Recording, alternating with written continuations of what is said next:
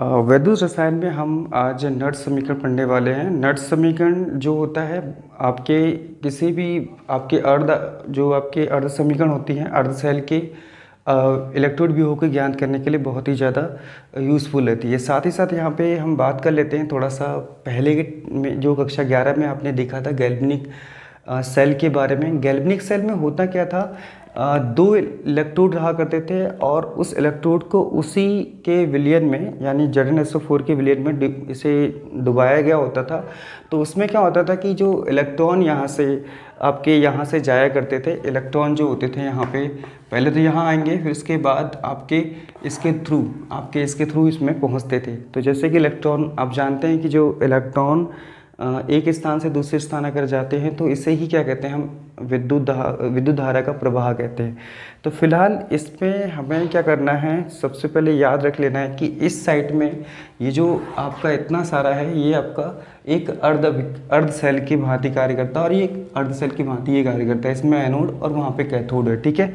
तो याद रखने के लिए आप यहाँ पे लोन शॉर्ट फॉर्म में याद कर सकते हैं। लेफ्ट हैंड साइड में आपके बाएं पक्ष में ऑक्सीडेशन होता है, ऑक्सीकरण, और आपका एनोड यहाँ पे होता है और यहाँ पे नेगेटिव चार्ज होता है। और इसी प्रकार से इस साइड में RrCp जो होता है और RrCp से जो होता है आपका राइट हैंड साइड में रिडक्शन होता है अपचयन, और ये कैथोड पे पॉजिटिव चार्ज होता है। तो इस प्रकार से इसको बना दिया गया है। और ये देखिए कि यहाँ पे एक सॉल्ट ब्रिज दिखाया गया है। सॉल्ट ब्रिज का इसमें जो होता था K2SO4 का एक विलयन तैयार होता था, जो क्या करता था, इलेक्ट्रॉन को यहाँ से वहाँ इस स्थान से इस स्थान में क्या था, बैलेंस करने का काम करता था। तो ये चीज़ तो हमने समझ ली। तो ये क्या हो गया आपका नट समीकरण के बारे में, और आगे हम पढ़ते हैं। तो नट समीकरण है क्या चीज़, एक्चुअली क्या होता है, नट समीकरण जो होता है किसी अर्ध सेल अभिक्रिया की इलेक्ट्रोड व्यूह को ज्ञात करने के लिए एक बहुत अच्छी समीकरण है। साथ ही साथ आपको बता दिया जाए कि जो आपके इलेक्ट्रोड व्यूह जो होते हैं उसको वैद्युत रासायनिक श्रेणी जो होती है, आपने पढ़ा होगा वैद्युत रासायनिक श्रेणी, जिसमें ऊपर साइड में आपके ऑक्सीडेशन दिखाते थे, ऑक्सीकरण, बीच में आपका हाइड्रोजन होगा और नीचे साइड में आपका अपचयन दिखाते थे। तो ये दोनों कुछ ज़्यादा आपकी ज़्यादा क्रियाशील धातुएं होती थी, कुछ अब बहुत ही कम क्रियाशील धातुएं नीचे होती थी, जैसे कि आपका कॉपर हो गया। इसी प्रकार से आपने देखा होगा, ठीक है। तो अब क्या होता है कि अब विद्युत रासायनिक श्रेणी जो होती है उसके द्वारा आप किसी का इलेक्ट्रोड व्यूह आसानी से ज्ञात नहीं कर सकते। तो इसके लिए हमें किसी एक समीकरण की आवश्यकता पड़ी। तो इसे ही क्या कहते हैं, नट समीकरण कहते हैं। इलेक्ट्रोड व्यूह के लिए एक नट समीकरण बनाई गई। इसको हम एक बार इसको सॉल्व करते हैं, कैसे नट समीकरण तैयार होती है, ठीक है। ध्यान से देखिएगा इसको, बहुत ही अच्छे तरीके से आपको यहाँ पे समझ में आ जाएगा, ठीक है। तो अब बात यहाँ पे ये है कि जैसे कि मैं बता दूँ आपको, अब मान लीजिए तो ये है आपका आपका सेल हो जाएगा, ठीक है, ई सेल। और ये जो हम करने जा रहे हैं ई सेल और ई स्टैंडर्ड सेल जो सेल होता है, इन दोनों के बीच में संबंध ज्ञात करेंगे, ठीक है। आपके ई सेल और आपका ई स्टैंडर्ड सेल यानी आपका मानव इलेक्ट्रोड व्यूह के बारे में हम क्या करेंगे, इसको संबंध ज्ञात करेंगे। ये होता है आपका EMF मतलब आपका इलेक्ट्रोमोटिव फोर्स यानी विद्युत वाहक बल। तो ये आपको ज्ञात करना है, ठीक है।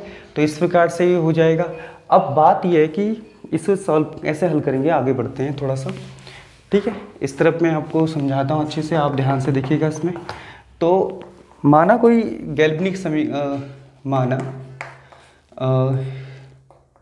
कोई आपकी गैल्वेनिक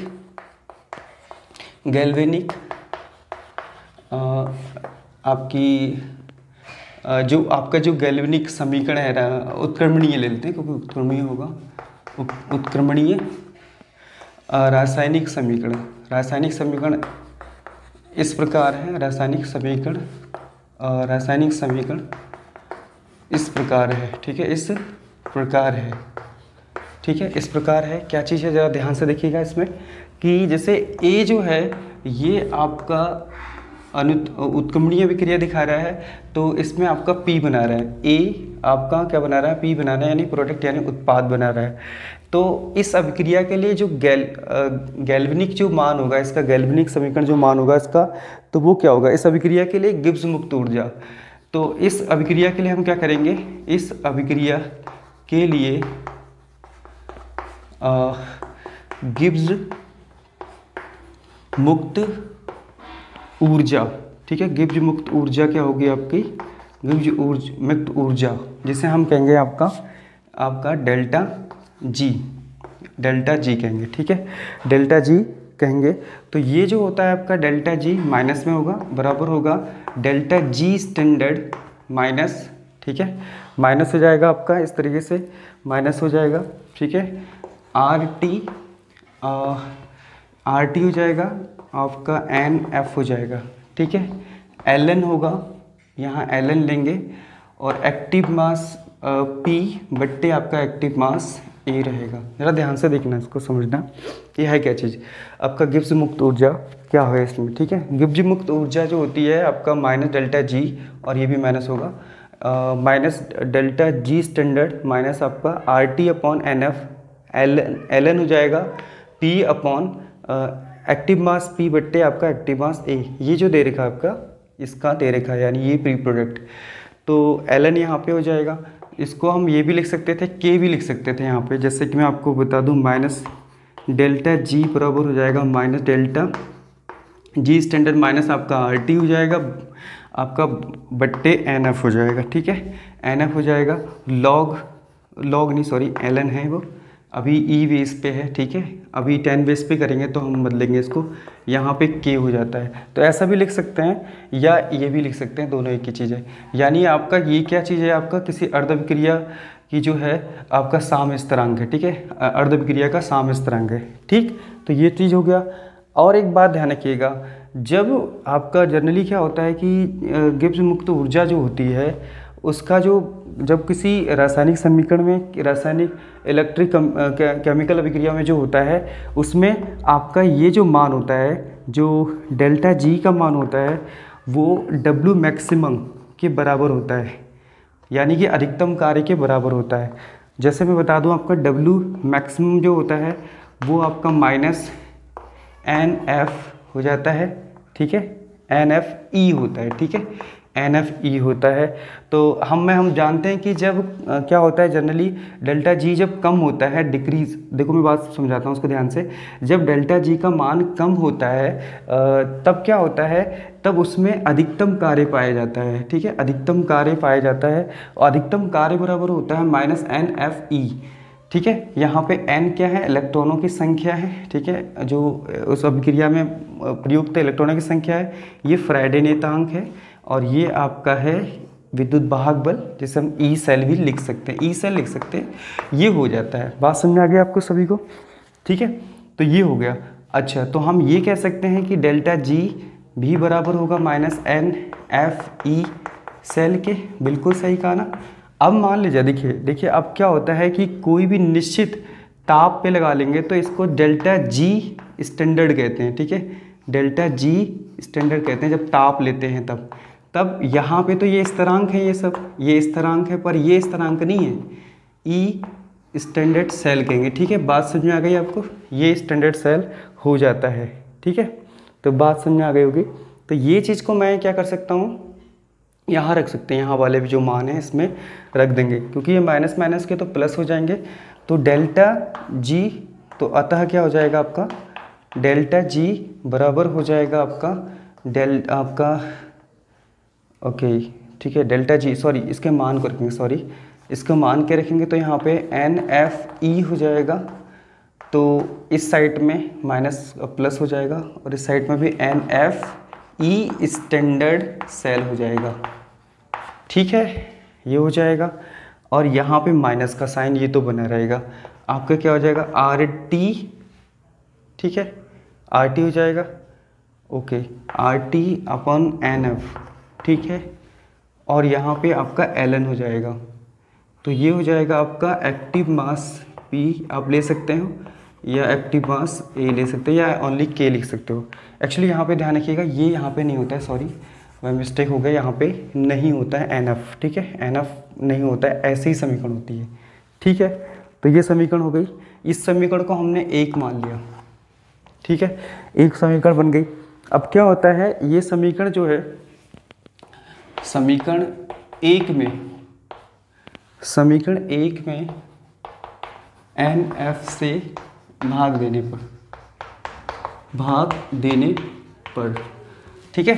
भाग देने पे क्या होगा देखो ध्यान से, तो यहाँ पे इसको लेंगे तो ये दो कट जाएगा, इससे ई बचेगा, ओनली ई सेल बचेगा, ठीक है।